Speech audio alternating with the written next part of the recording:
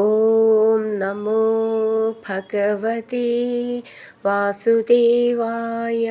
ഹരിമുരളീരവത്തിലേക്ക് എല്ലാവർക്കും സ്വാഗതം. നാരായണായ നമ നാരായണായ നമ നാരായണായ നമ നാരായണ നാരായണായ നമ നാരായണായ നമ നാരായണായ നമ നാരായണ.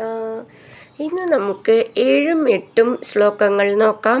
ശ്രീമന്നാരായണീയം ദശകം 58 കാട്ടുതീയിൽ നിന്നു ഗോകുലങ്ങളെ രക്ഷിച്ച കഥയും ഋതുവർണ്ണനവും. ശ്ലോകം 7.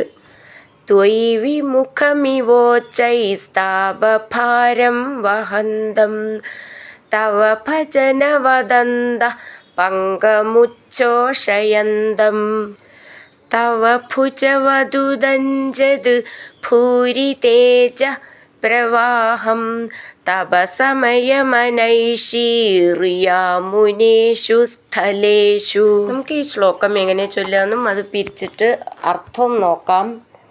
ത്വയി വിമുഖം ഇവോച്ചൈ സ്ഥാപഭാരം വഹന്തം തവ ഭജനവത് അന്ത പങ്കം ഉച്ഛോഷയന്തം തവ ഭുജവത് ഉദഞ്ജത് ഭൂരി തേജ പ്രവാഹം തപസമയം അനൈഷീർ യാമുനേഷു സ്ഥലേഷു. നമുക്കിതിലെ വാക്കുകളുടെ അർത്ഥം നോക്കാം.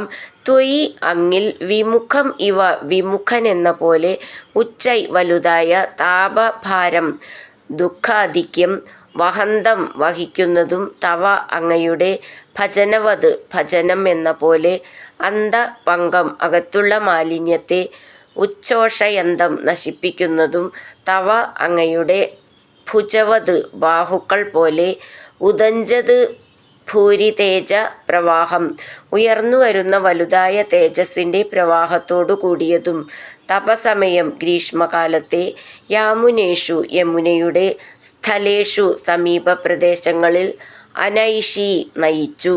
നമുക്കിതിലെ അക്ഷരങ്ങളൊന്ന് നോക്കാം. ത്വയി, ത്വ നവള ആ ചിഹ്നം ശ്രദ്ധിച്ചോളൂ.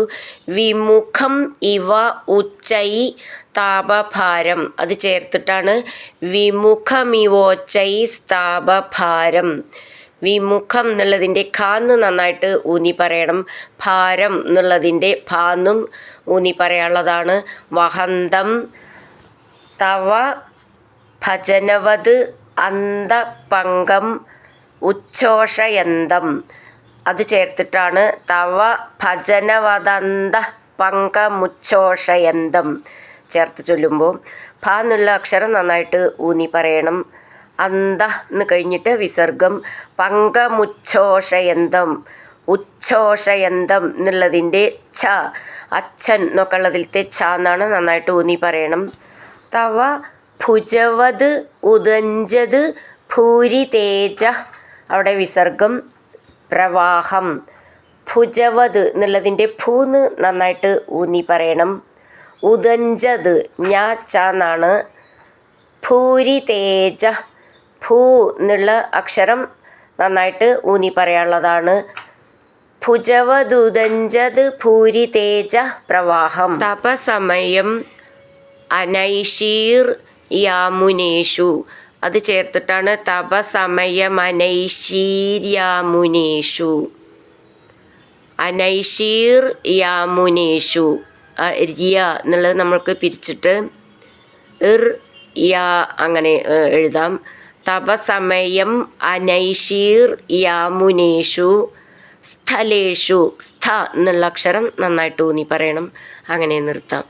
ത്വയി വിമുഖമിവോച്ചൈസ്താപഭാരം വഹന്തം തവ ഭജനവദന്ത പങ്കമുച്ഛോഷയന്തം തവ ഭുജവദുദഞ്ജത് ഭൂരി തേജ പ്രവാഹം തപസമയമനൈഷീർയാമുനേഷു സ്ഥലേഷു.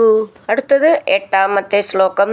തദനു ജലദജാലൈസ്തുദ്വപുസ്തുല്യഭാഭിർ വികസതമലവിദ്യുത് പീതവാസോ വിലാസൈ സകലഭുവനഭാജാം ഹർഷദാം വർഷവേലാം ക്ഷിതിധരകുഹരേഷു സ്വൈരവാസി വ്യനൈഷീ. ഈ ശ്ലോകം എങ്ങനെ ചൊല്ലാന്നും അതിലെ വാക്കുകൾ പിരിച്ചിട്ട് അർത്ഥവും നോക്കാം. തദനു ജലദ ജാലൈ സ്തുത് വപു സ്തുല്യഭാഭിർ വികസത് അമല വിദ്യുത് പീത വാസോ വിലാസൈ സകല ഭുവനഭാജാം ഹർഷദാം വർഷവേലാം ക്ഷിതിധര കുഹരേഷു സ്വൈരവാസി വ്യനൈഷി. നമുക്കിതിലെ വാക്കുകളുടെ അർത്ഥം നോക്കാം. തദനു അനന്തരം, ത്വദ്വപുസ്തുല്യഭാപി അങ്ങയുടെ ശരീരത്തിൻ്റെ തുല്യ ശോഭയുള്ളതും, വികസതമല വിദ്യുത് പീതവാസോ വിലാസൈ വളരുന്നതും പരിശുദ്ധവുമായ മിന്നലെന്ന മഞ്ഞിച്ച വസ്ത്രത്തിൻ്റെ ശോഭയോടു കൂടിയതും, ജലദജാലൈ മേഘസമൂഹങ്ങൾ കൊണ്ട് സകല ഭുവന ഭാജാം എല്ലാ ജനങ്ങൾക്കും ജീവികൾക്കും, ഹർഷദാം സന്തോഷത്തെ പ്രദാനം ചെയ്യുന്നതും, വർഷവേലാം വർഷക്കാലം, ക്ഷിതിധര കുഹരേഷു ഗോവർദ്ധന പർവ്വതത്തിൻ്റെ ഗുഹകളിൽ, സ്വൈരവാസി സ്വതന്ത്രമായി വസിക്കുന്നവനായി, വ്യനൈഷി കഴിച്ചുകൂട്ടി. നമുക്കിതിലെ അക്ഷരങ്ങളൊന്ന് നോക്കാം. തദനു ജലദ ജാലൈസ്ത്വത് വപുസ്തുല്യഭാപി. ത്വത് വപു അങ്ങനെ പിരിച്ചു ചൊല്ലാം. ത്വദ്വ എന്നുള്ളത് ത്വദ്വപുസ്തുല്യഭാഭി.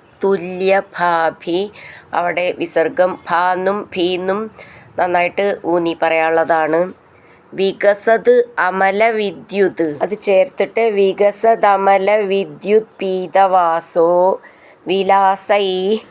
തദനു ജലദജാലൈ ത്വദ്വപുസ്തുല്യഭാഭി